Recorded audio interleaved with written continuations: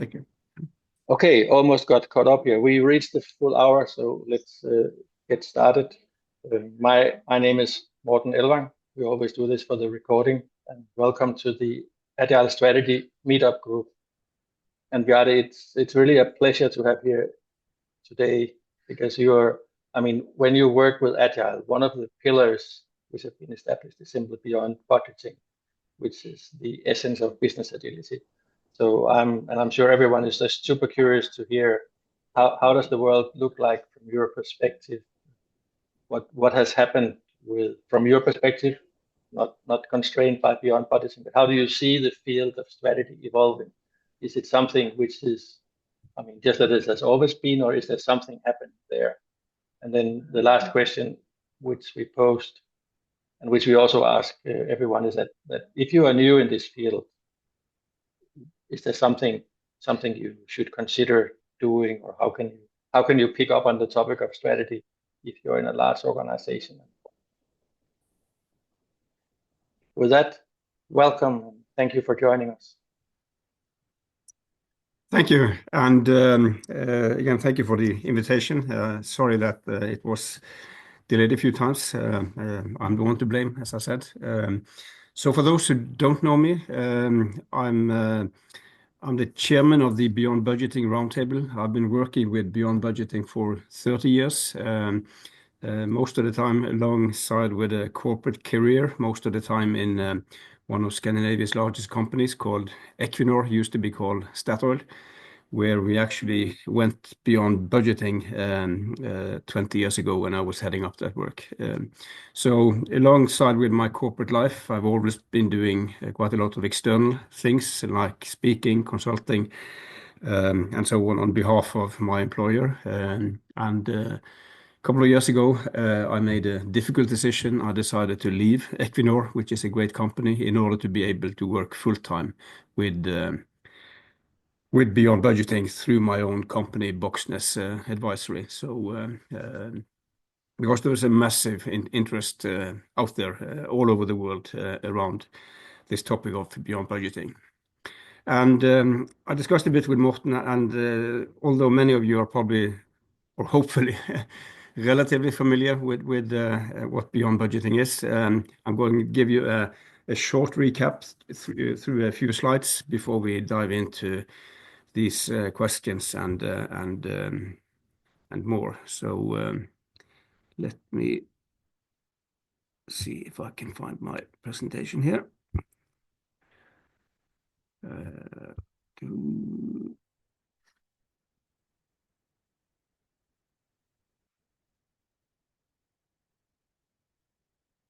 So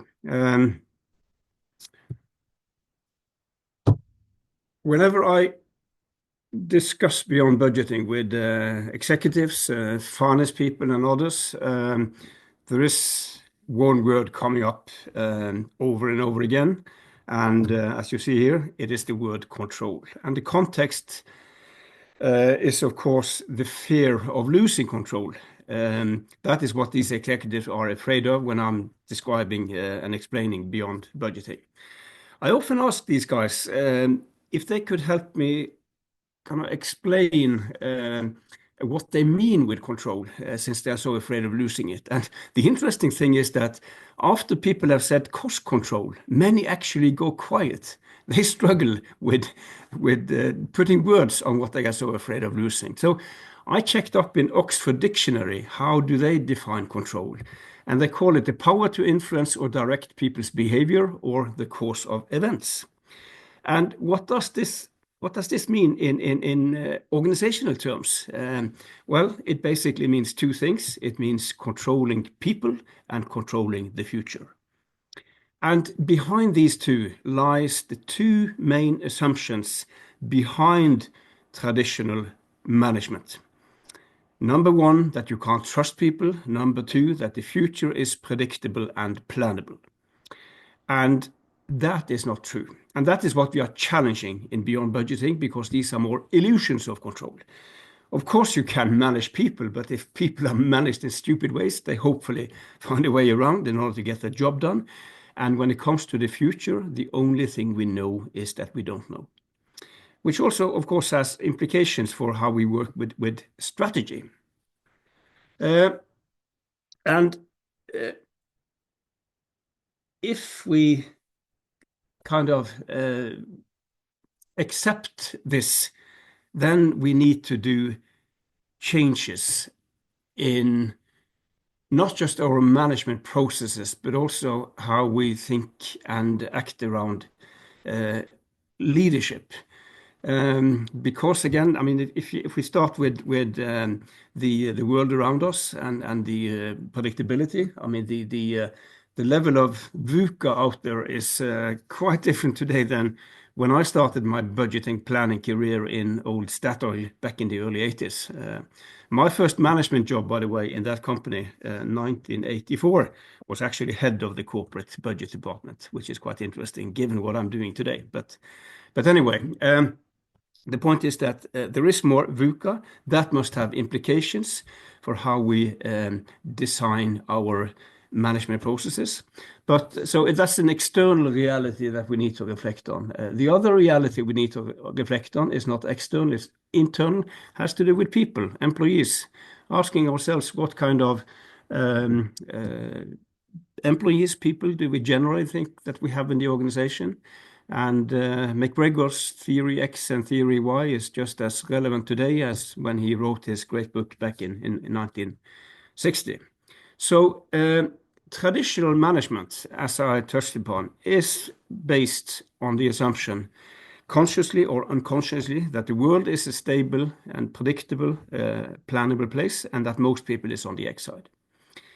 If we disagree with this, then this is not the place to be. Then we need to move up in that upper right-hand corner by addressing both dimensions.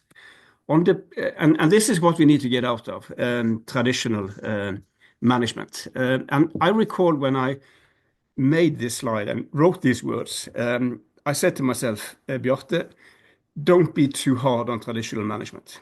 But I've been around the world with these words, and it's a bit scary when these words are coming up. I mean, many of the looks I can only interpret in one way.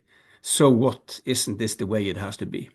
It is scary how much old kind of Stone Age traditional management there is out there. And again, well, maybe there was a time when this was the right thing to do. But as we talked about, things have changed in the world around us and with the competence level of our employees. So if we want to get after this, again, we need to address both dimensions. On the leadership side, more purpose and values-based, less rules-based. We are not saying no rules, we are saying less rules and more purpose and values. More autonomy, obviously, more transparency, which is a key beyond budgeting principle. And in this context, transparency is very good news for scared managers and executives afraid of losing control, because transparency can be quite an effective control mechanism. And I love this story from the pharmaceutical company Roche, who today is on a beyond budgeting journey. And they made a very interesting experiment some years ago around travel cost. In a pilot, they kicked out the travel budget, kicked out travel rules and regulations, and replaced it with full transparency.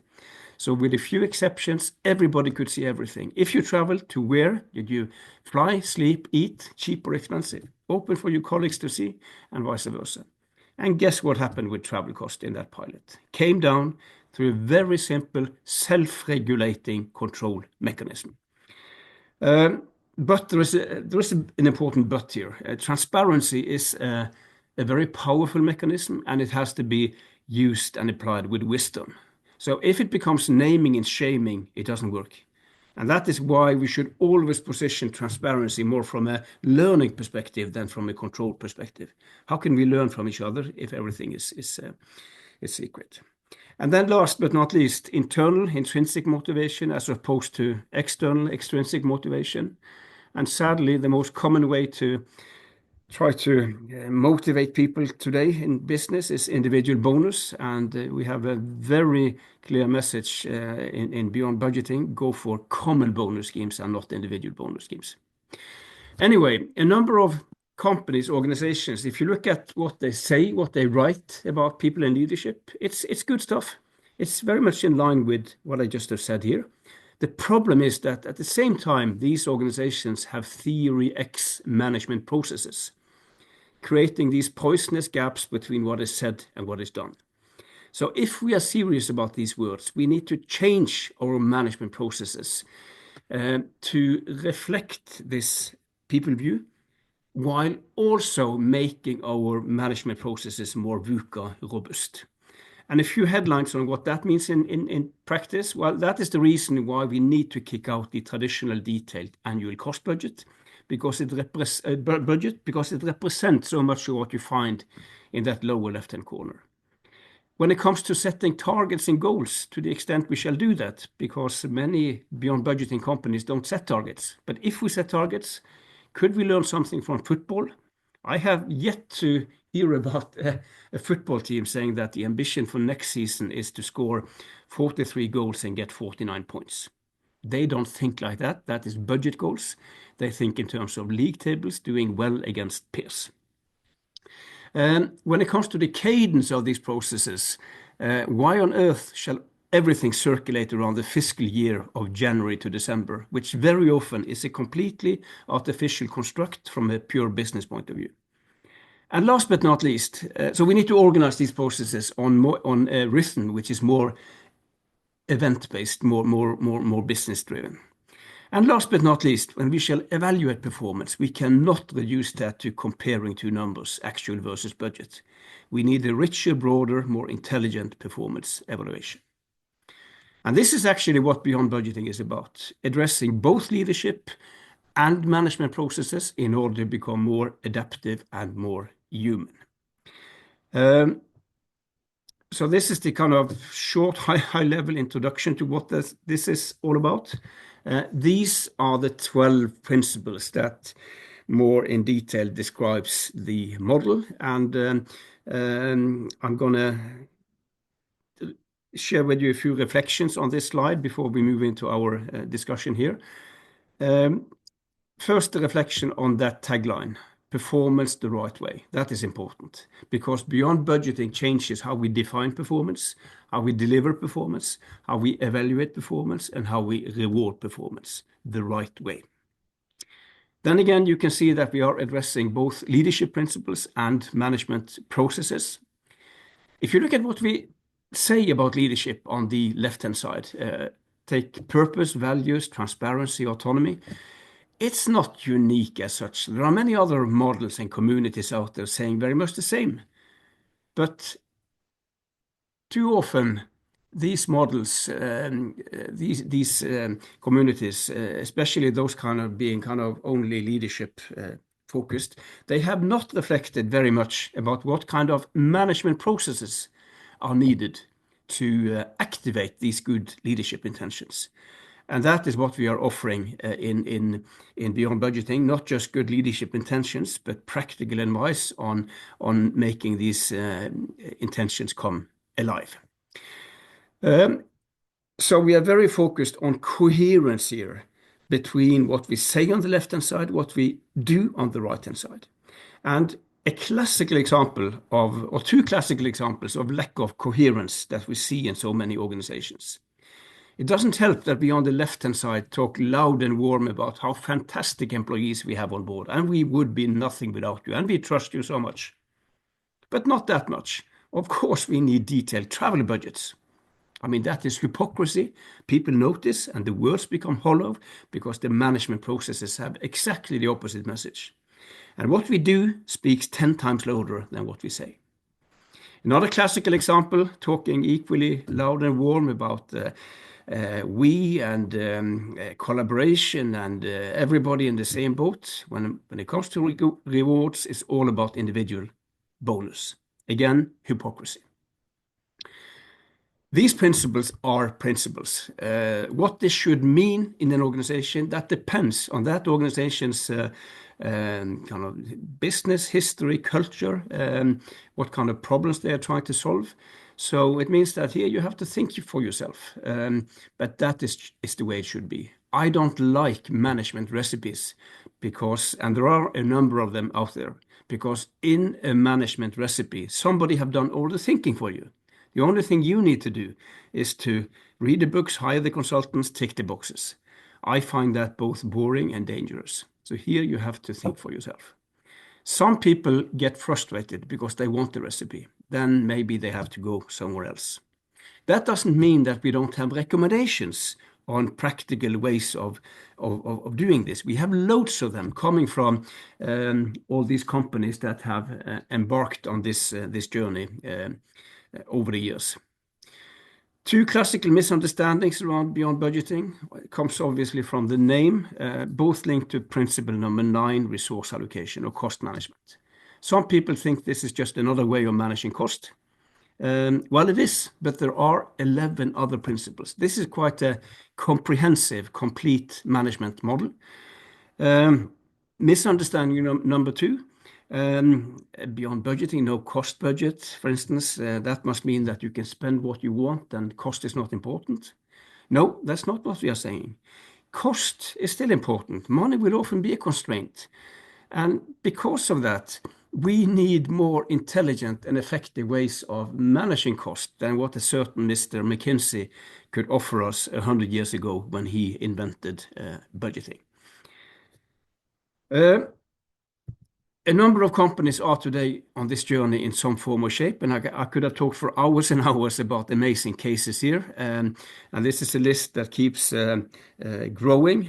As you may know, one of the most famous cases here is the Swedish bank Handelsbanken at the top here, which has been operating without budgets, targets, and individual bonus since 1970. And throughout this period, from 1972, actually performing better than the average of its competitors every single year. That is not a coincidence.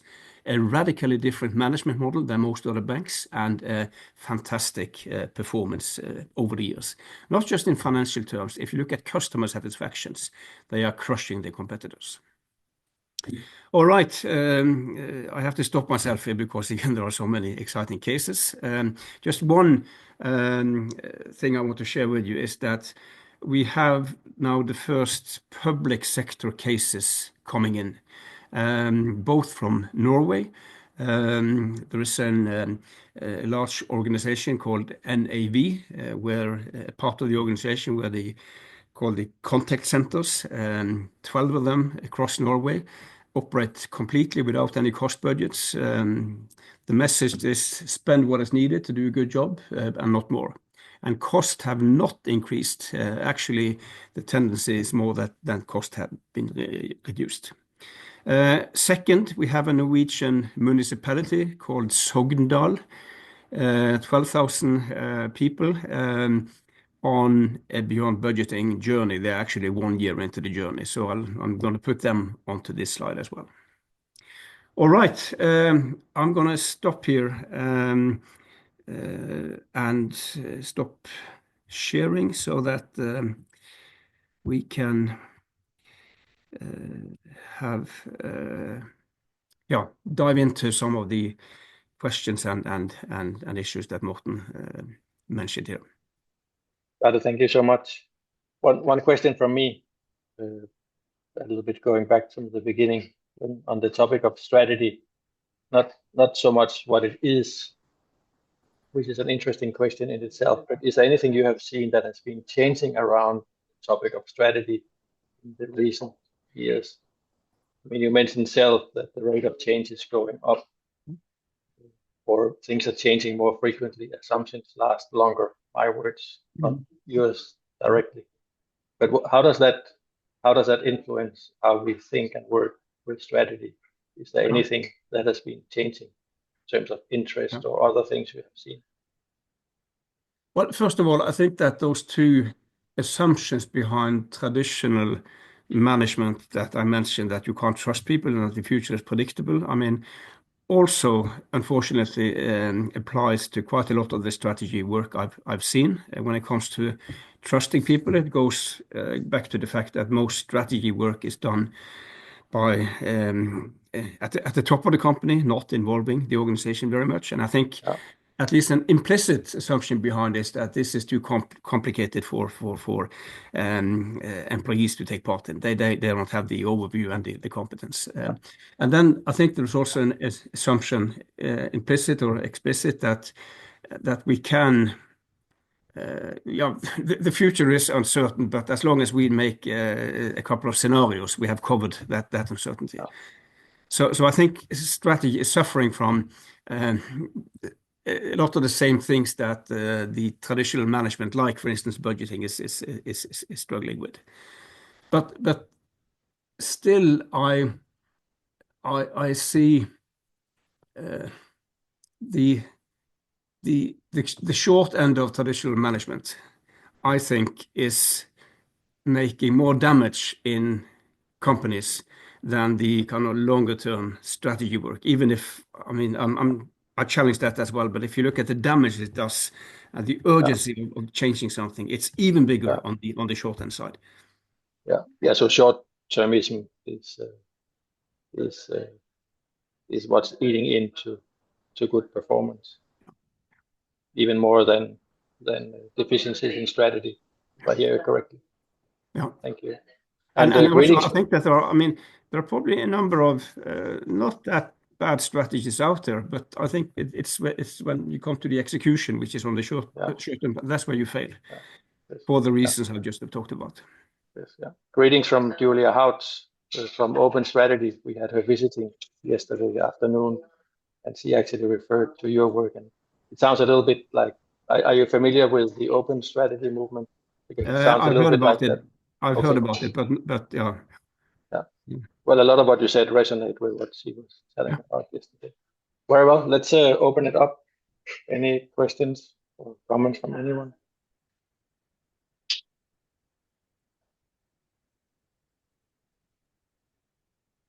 Go ahead, Tom. Yeah, Bjarte, I'd like you to compare your ideas with two other things. Just the one is, and I'm sure you know them both well and have compared them with your ideas, but the one is the holacracy idea, and a prototype is Hire, the Chinese company. And then the second would be to compare with Musk's way of running his companies. Seems to be similar. Yeah.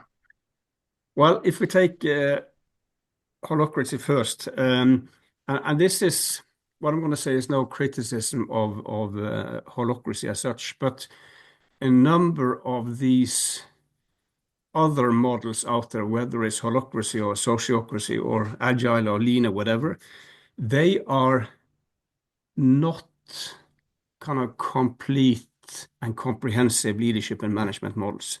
And maybe if I take agile as an example instead of holacracy, but the same, I think the same thinking applies, that agile was born in software development. And I think one reason for the huge success of agile in those early years was its birthplace, because what executives in these big companies discovered or experienced was kind of better projects, better outcome, more engaged employees. And who can be against that? Hey guys, I love agile, keep up the good work, right? Then agile started to scale, and then the holes in agile became visible, right? And because it was not designed originally as a way to run an organization completely. And these are the holes that Beyond Budgeting is filling, right? Because Beyond Budgeting was born at corporate level as a complete model.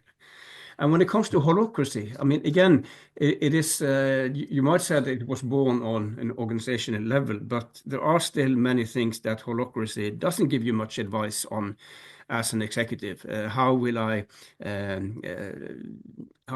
set targets, allocate resources to forecasting, evaluate performance, and so on, reward performance? So the same goes for lean, born in manufacturing. You get, when you try to scale it, also here holes become visible. So that was holacracy. When you mention Hire, I'm actually if I can share a fascinating story about Hire, because as you might know, the CEO that just retired, he didn't speak English, but he was a very active reader of every leadership and management book that you should have read. And if the book didn't exist in English, he had it translated. Employees translated the books for him. And somehow he had come across Beyond Budgeting and my previous book and had it translated. He didn't know that there was an official Chinese translation on its way. And I was invited over a few years ago. And I hadn't heard much about Hire, so I found a book on Amazon, which I read on the flight over. And the meeting started. And I asked a few questions based on what I have read. And then the CEO said, through the translator, Bjarte, that was 2 years ago. That was 2 years ago. I mean, they have such a speed on their management innovation that you can get dizzy. And I had an ambition about writing a case story about Hire. I still haven't got my mind around all aspects of that model. I think I can explain all other Beyond Budgeting cases, but that one. But of course, now the job is done because Gary Hamel and Michael Zanini, they have written great articles and also covered Hire in their latest book. So when it comes to Musk, then I assume you are thinking about Tesla. And Joe Justice is out there talking a lot about the for instance, the budget-free Tesla not having budgets and being very speedy and agile. We actually had Tesla on that list some time ago. We took them off for reasons that I think you know why. So I mean, going beyond budgeting is about much more than not having budgets. And if you look at the leadership side of this, then yeah, for me, that must be a schizophrenic organization. But anyway, yeah. So that's what I wanted to. I wouldn't mind if you went a little bit deeper into what you're alluding to at Tesla. I mean, I have studied them quite deeply. Okay. But I'm still not sure what you are alluding to there. Give us Well, some detail. on the positive or the negative side? Both sides. We're here to learn. Okay. Well, I think I mean, I believe Joe Justice when he says that they have no traditional budgets. But I also know it's been said that, I mean, he wasn't that long with Tesla. So you shouldn't necessarily kind of take, yeah. But I mean, if it's true, that's good. The agility, the kind of speed that they are demonstrating is, of course, very good. But I mean, when it comes to Mr. Musk's behavior and views recently, that is what I'm talking about. Okay, the political side of him. Yes, yes. Okay. I like to separate the two. Yeah. What he does engineering-wise and what he does organization-wise in his company is one thing, and then his politics, well, different. For me, it's different. I don't say that what he's doing at Tesla is bad because his politics I don't agree with. Anyway, that's me. Yeah. Okay. Well, I see your point. I find it hard to kind of completely separate the. Many people do. Many people do. Okay, thank you. I think this is an interesting conversation because this is one of the tension areas I have seen. If you can separate action from aspiration, where when the speed goes up, it seems like the two have to be closer. You cannot accept, or you can actually not probably survive a large degree of separation between how you're thinking and how you're doing. They need to be better aligned. I was actually wondering, Bjarte and Tommy, if either of you have any observations of that the idea of what you want and what you do doesn't have like a static distance. It's a bit like the distance is closing in simply because of your need to redecide more often. Well, I think because I think this goes back to the need for coherence, which I talked about between what you say and what you do, and I think it's that coherence is needed, maybe independent of speed, but of course, I mean it's Yeah, no. Maybe it is. Maybe the need increases actually if the speed goes up. That could be, but even if if things are not moving that fast, I think that need for coherence is still relevant. So earlier you mentioned strategy execution, that the flaw is very much in execution. Would you agree that a quality of a strategy is executability? I didn't hear the last thing. There is executability. I mean that the quality of the strategy is not only what it is, it's also how it is applied for execution. Yeah, obviously, because I mean, a strategy that is not executed Yeah. is worthless. So again, I think it goes back to how you define strategy. There are many definitions here, but Yes. I think the challenge and the problems are more on the execution side than in the strategy development side as such. Yes. Yeah. So there was a question I noticed on the chat, but it was quite long, so I have not been able to fully read it. But Jimmy Sjølund says he has a connection problem. Are you able to read the question? I can also read it up here. So it literally says network issues here. yeah. So using the chat, working for an American company, I mostly get pushback talking about beyond budgeting. We are a public US company. Yeah, I can see the question. Yeah. Tied to the regulations and legislation so that it's not possible. No, what can I do? Yeah, it's a good question. We get it a lot.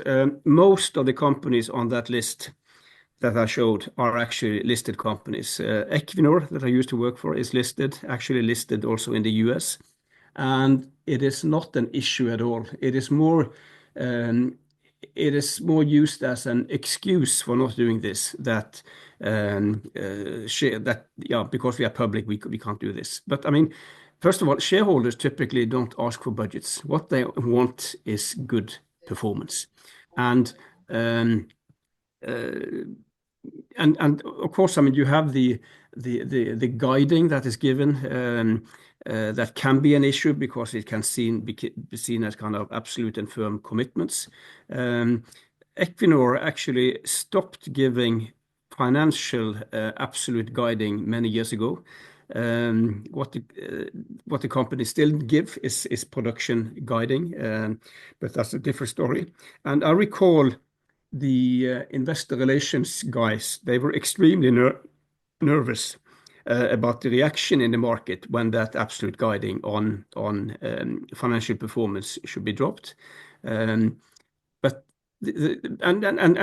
what the company said, that instead we want to think in relative terms, league tables. So here is a league table of our competitors. And our ambition is there are two financial metrics. Our ambition is to perform better than the average on both of these every year. End of story. And there was no reaction at all from the market. There was actually one analyst saying that, I mean, this is how we are thinking all the time. When we have decided to invest in energy, we benchmark you guys probably on more things than you do yourself. So it's not an issue. Others talk about banks requiring budgets. Banks require budgets because they haven't realized that there is something else to ask for. Because what we, as some of you might know, what we do in Beyond Budgeting is to separate the three purposes of a budget, namely target setting, forecasting, and resource allocation, into three different processes, so that you get, for instance, much more unbiased and reliable forecasts to the extent you can make forecasts. The banks, I mean, when this is explained to banks, they are more than happy. They get actually better information than if they are giving polluted budget numbers, political and biased budget numbers, because now they get unbiased forecasts, and also you might add on, well, these are, by the way, our targets, right? And they are more than happy. So these are typically excuses, shareholders and banks, for not doing it, but it's not an issue. And I'm talking about this in both of my books, actually. Jimmy says thank you. Any more questions or comments? Yeah, Bjarte, good morning. Very interesting what you said. I was going, I don't know if it's a question or a general point of discussion, because you've mentioned that some disciplines like lean startup, lean manufacturing techniques or frameworks like Toyota Production System or agile disciplines and so on are not covering all management elements. But one of the things I would say is I will not fully agree, because I've experienced with not so much with the agile world, but many of the things of the Toyota Production System, for example. And the problem is, it's true that it's not a management framework, complete management. This is right.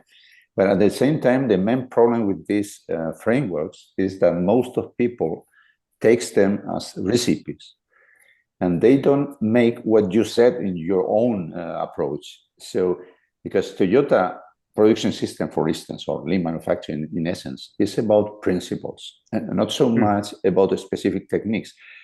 But what is interesting is that many of these principles with experience are based or very much in line with the psychology of the how the psychology works. So if you don't respect the principles, you are damaging somehow the way the psychology works, and then comes the conclusion that, okay, this is not for us. So the typical problem. So I agree that they are not let's say complete management systems or leadership systems or whatever. It's true, but the same thing that you are somehow proposing applies to them, because it is much more about principles, deeply understanding the principles, and it's not easy. And for example, I've been very successful in implementing some of the Toyota Production System theories, principles, ways of work, and we succeeded. Not me only myself, but the team we were working on this, because we were very clever somehow, very clever in adapting them to our reality. So it was not so I think it is many times about the mindset of the management. It is not so much about the framework. You said this is true, but I think that the main thing here is the mindset of the people managing these frameworks. I think you could agree on this. So I mean, it doesn't matter the framework you're using. If you are training yourself in a different way, you could conclude in very good outcomes of the implementation of almost any framework. I agree very much with what you're saying, and this is absolutely about mindsets and mental models. And the challenging thing here is not to change what we do, but how we think. And again, I fully agree that if you look at the philosophy behind all of the models or the concepts you mentioned, I mean, it's very similar, right? But there is still, when you come to the process side, what does this mean in practice on a corporate level? Then there are still some holes and I think one more thing that I have noticed is that all of these communities and models complain about the budgeting process and the budgeting mindset, everybody. But it is seen as some kind of unchallengeable. Sorry, not the lean system. Lean is very much about budgeting as well. Yeah. Sorry. But a lot of communities complain, and again, it's seen as kind of something that it's impossible to change, a kind of law of business, right? So we are the only ones that have cracked that budget problem. I think that is something that kind of differentiates out a bit from a lot of other good stuff out there. And what I'm saying is no criticism of I know anything. It's just an observation that we are kind of we were born at corporate level, and if you take a lot of the business agility communities out there, and there is a number of them out there, the consortium, the institute, And I know a lot of people, great people, but what they have in common is that they have the background in Agile. These people have their background in software development. You find very few people who have their background in corporate management, and that kind of influences how they think about business agility, which is, in my view, unfortunately, a bit too narrow.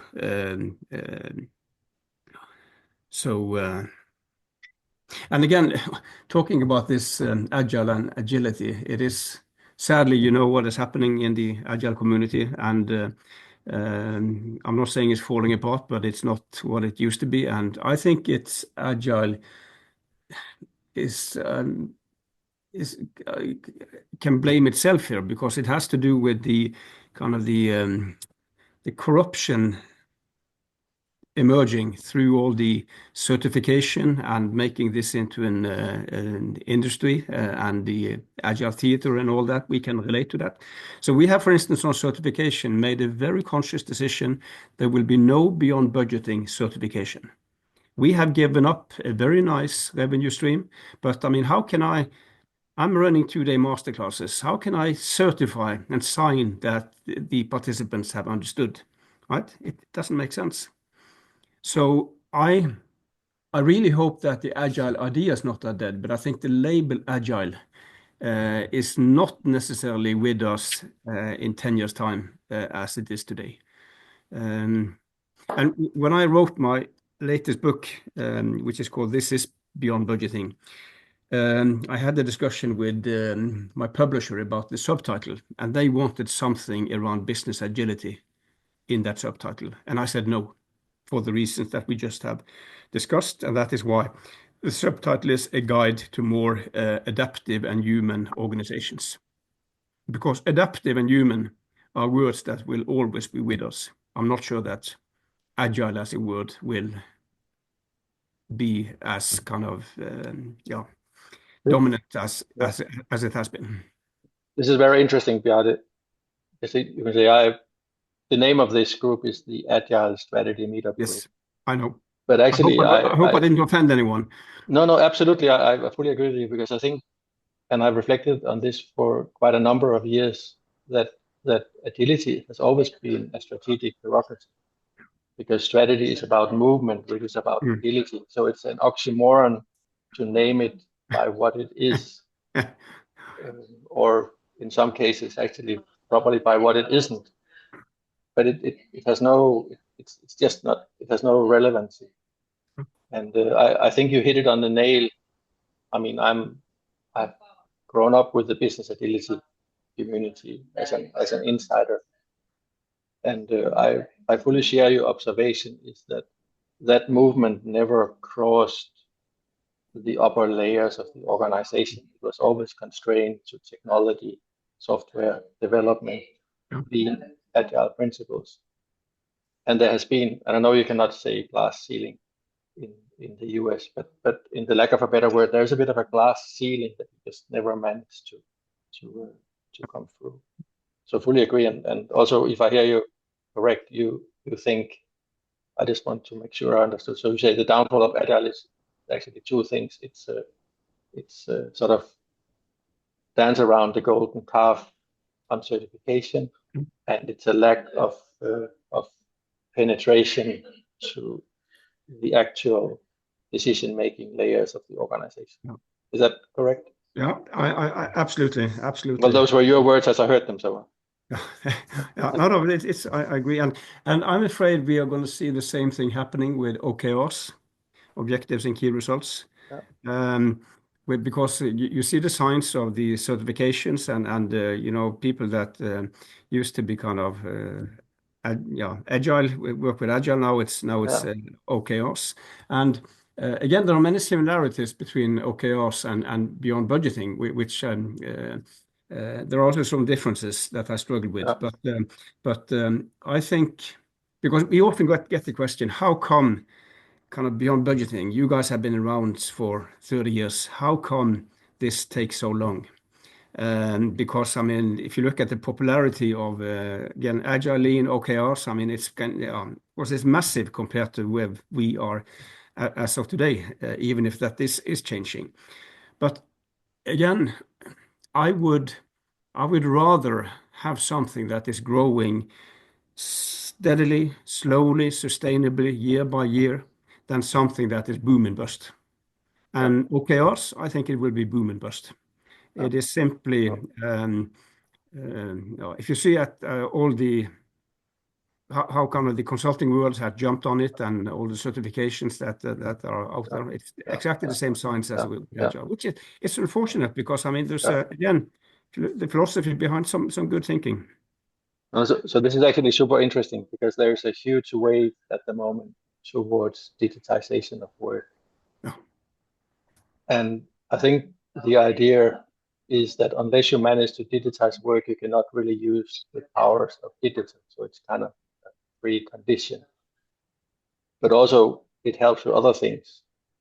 And I don't know anything about Tesla really, but your Justice is one of the ones who have been out to claim real practical implementation of high degrees of digital coordination.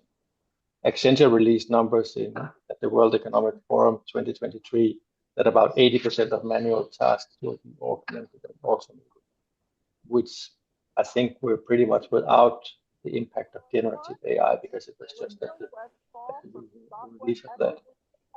So there's something super interesting going on, but it somehow builds on us being able to capture the essence of the work.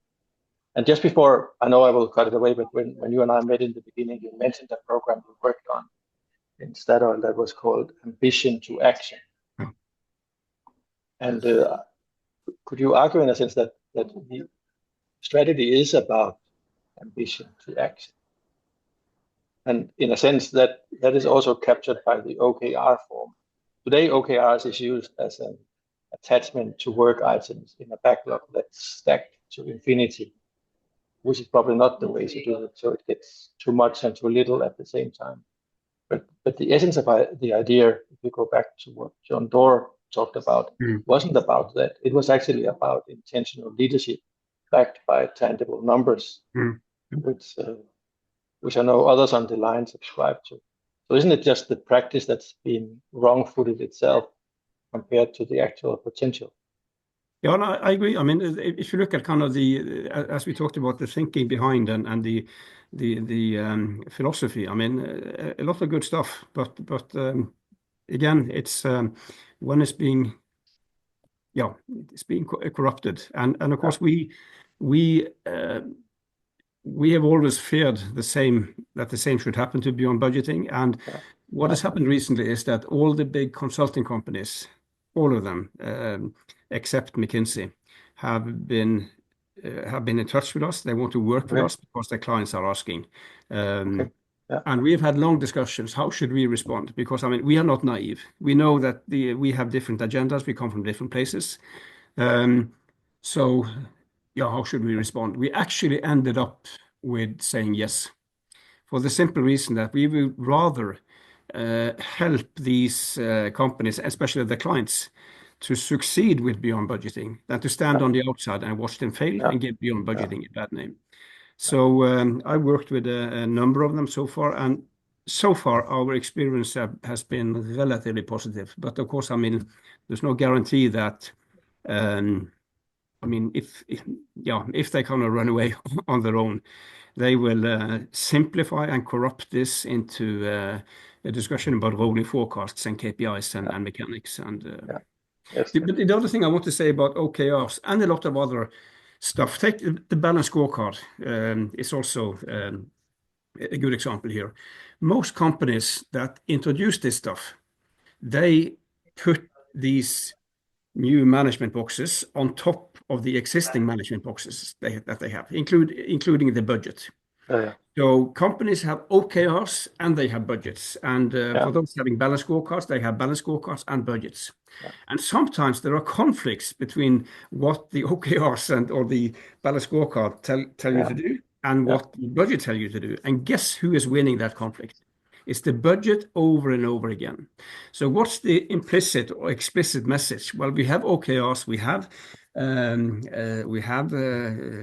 balanced scorecards or whatever, but in the end, it's the budget that counts. So my simple message to companies who want to succeed with OKRs is you have to get rid of the competition. That is why ambition to action became such a success in Equinor, because we kicked out the competition, the budget. Yeah. Isn't it also, I mean, I think that's one of the shifts in time that I'm seeing, which I think you phrased really, really well, is that if you have a plan like a budget and you see a deviation, then the default action is to comply with the plan. Yes. To close the gap to the plan. Well, ambition to action, the way you describe it, or the idea with the OKR is the objective or the aspiration for opportunity, which means that you and that's unbounded. So you have to pick your opportunity, whereas you probably only have one plan. Yeah. But whether you orientate it towards one or the other, the steering mechanism is actually the same. The hardship is in the choice of opportunity, because there is so much variation and it keeps sort of pulling your leg. But given you can zoom in on that, for example, using thinking tools like Toyota Kata or Lean Startup, which is about having a fixed hypothesis in the near future, it's the same management mechanisms. And again, I mean, a little bit back to what you said about grabbing opportunities. I mean, that sometimes or often involves as cost implications and resource implications. And then, of course, I mean, you can't have a strict budget where everything is decided in the autumn the year before. So that is why we recommend this dynamic resource allocation, where you actually take decisions with cost implications as late as possible. Because then you have better information, not just about what you're going to spend money on, but also on your capacity, your financial capacity to take this. Isn't that in a way about, I heard the term risk appetite in a big bank. So isn't this in a way on the cost side is about pacing your spend level at something where you can still afford to change your mind? Not taking too big bets. Yeah, I mean, absolutely. And of course, I mean, it's very much about securing options. So I mean, it's. I think the stupidity of budgeting is kind of plays out in a number of areas, but very much in the cost area, where we manage cost like it's funny how schizophrenic we are as humans, with one mindset as private citizens and a completely different mindset when it comes to being an employee or a manager. Right? And in a sense, when you say frozen budget, you also said frozen action, because the budget is allocated to a certain perception of what you need to do. Absolutely. Yeah. Very well.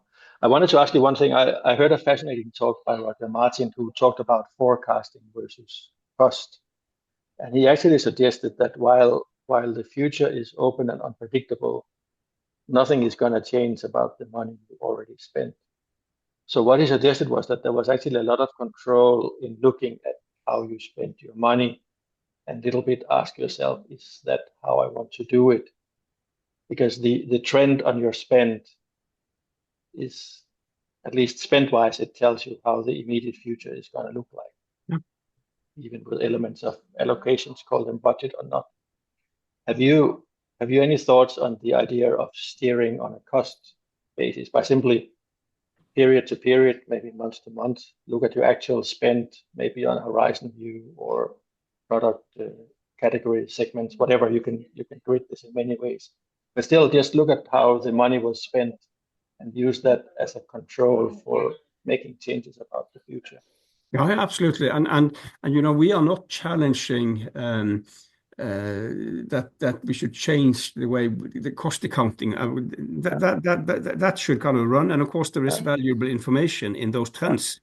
And some companies, again, they say we don't need any cost budgets, because we are looking at they hardly do forecasting as well. They look at Hence, they have transparency on actual cost data. And again, the bank I talked about, their most important, one of their most important KPIs is the cost income ratio. And then every branch can see every month, how am I doing versus comparable branches?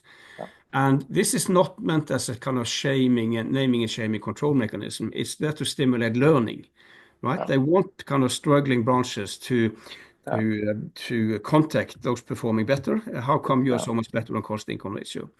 And but again, I mean, why should somebody performing well help somebody struggling? Right? Because they are not saints working in this bank. They are humans like you and me. And so I mean, that struggling branch might one day start to climb and threaten the number one spot. So again, then you're back to the coherence, the consistency in the performance process, because they have said no individual bonus. All bonus is collective, driven by how is the bank doing versus other banks, giving everybody a reason to pick up the phone and say, yes, we will help you. Yes, thank you. Tom, you had two questions in the chat. Sorry for not noticing that. Do you want to ask them yourself? Sorry. Yeah. Well, we only have a few minutes, but okay, I'll tell you both of the questions and then you can choose how you answer it. The first question is, I'm very interested in your struggle to get these ideas to the world in your lifetime. And the question is there any hope in our lifetime? And what are the things that stop what you called the mindset being changed? That's my first question. Well, yes, I think there is hope, because I mean, you know, that slide I had with companies on the journey with logos. I have used that slide for 30 years, and the original version, I think there were 4 companies on that slide.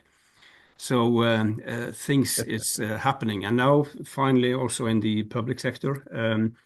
But again, it has taken time. It will take time, because again, a lot of the other stuff that has been so successful have not radically challenged executive mindsets and beliefs. Whether it's OKR or agile or lean or holacracy, well, maybe yes, but a lot of the other stuff, they can kind of continue with their thinking and their practices very much, because this stuff is not radically challenging. Beyond budgeting goes straight to the throat of these executive beliefs and values, and we have done that from day one. So this has bigger implications for organizations and executives than a lot of the other stuff. That is why it has taken time. But again, we talked about trends, and when I look at history and the kind of the uptake here, I'm very positive about the future. And I'm convinced that in 15, 20 years time, maybe earlier, when we look back at what was traditional management thinking back in 2025, I think we will smile, even have a laugh, just like we today smile about the days before the internet or the smartphone. It isn't that long ago. So this stuff will happen. I don't care if it's going to be called beyond budgeting or business agility or whatever. That is not important, but it will happen. So thank you. I'm an optimist. Yes. I can decline my last question because I know you only have 1 minute to close down, Morten. Well, we can break the rules as they are. Yeah, do we have a minute to listen to Tom's question? Fine. By all means. Okay. So let's go ahead. We are not that many. Well, as you know, and I don't know how much detail you know, because there's part of the press doesn't report it, but Musk is having fun looking at government budgets and finding, above all, a lot of corruption and waste, which is his main job. But clearly there are budgets there that just keep on paying and paying and paying, and nobody is signing off or checking them. I wonder if you have any comment on what is going on there with regard to the budgets of the US government. Well, let me answer a bit more general on that one. But for me, it seems like at least there's been a lack of transparency here, because I'm sure that there are wasteful spending here, and maybe corruption could be as well, and so on. And then one reason why this has been possible is probably a lack of transparency around this, and the public have certainly not been kind of aware of this happening. But again, you're back to. I mean, we are not saying that cost is not important. Of course, you need ways of managing cost, but you can't apply that 100-year-old thinking that McKinsey came up with. So we have loads of better ways of making sure that cost is not kind of misused or whatever. So what we see on the cost side is typically that cost is coming down than going up. What we always see is a change in the mix of cost, a change from less bad cost and more good cost. That's in some labels we use. So it kind of changes the mix here. But if you will be familiar with this NAV contact center that I talked about. They ran 2 pilots starting out in 2020, and this was the first year of the pandemic. So all the 12 contact centers had lower cost, but no one had higher cost reductions than the 2 pilots, minus 50% in both, without a traditional cost budget. So, and the reason why, I mean, yes, a cost budget, it is an effective ceiling on cost, but it is just as effective as a floor, right? That these budgets tend to be spent, and we all know the reasons why. Spend it or lose it, right? Yeah. Bjarte, thank you so much. Thank you very much. And I actually love how you wrap it up. I think this is what Roger Martin pointed out, that there's a lot of semantic value in cost. Not to manage it by a budget, but use it as a key indicator for how your organization goes. Thank you. Anything we can do for you? I'm fine, but I look forward to reading the links and the stuff that has been sent over to me here. So thank you. Thank you. And is it okay to share your slides? Absolutely. With absolutely. the Yeah, absolutely. Great. There are a few backup slides that a bit more detailed, actually on the cost side, that I didn't talk about. Can I share those as well? Absolutely. Okay. Thank you so much. Really appreciate your time. Thank you. And thank you, everybody, Thank for you for the joining. invitation. Yeah. Bye. Bye-bye.